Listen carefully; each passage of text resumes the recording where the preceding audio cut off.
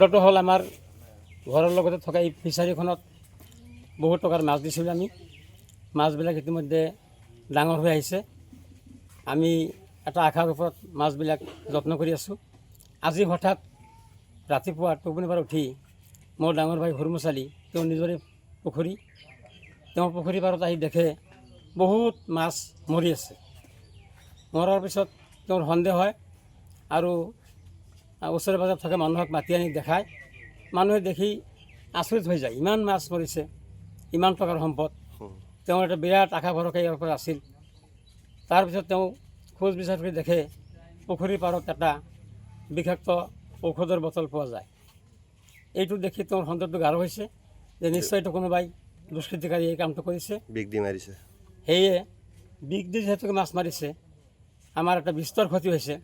ইয়াৰ এটা ন্যায় তদন্ত কৰি যাতে প্ৰশাসন বিভাগে আমাক এটা ন্যায় দিয়ে তাৰে কামনা কৰিছোঁ। আনুমানিক কিমান টকাৰ মাছ হ'ব? মোটামুটি প্ৰায় 2.5 লাখ টকাৰ মাছ হ'ব। কি মাছ আছিল? ইয়াত মাছ আছিল কমল কাৰ্প, ব্ৰেকেট, চিলভাৰ কাৰ্প, বাটা, মিৰ্কা, ৰৌ। পুলিচক জনোৱা হৈছে না? ইতিমধ্যে জনোৱা হৈছে, আহি আছে নেকি? সম্ভৱতঃ আহি আছে। কি ক'ব? এই কথাটোৱে ক'ম পুলিচক যে আপোনালোকে ন্যায়সংগতভাৱে তদন্ত কৰি এটা সঠিক তদন্ত কৰি আমাক যাতে এটা ন্যায় দিয়ে।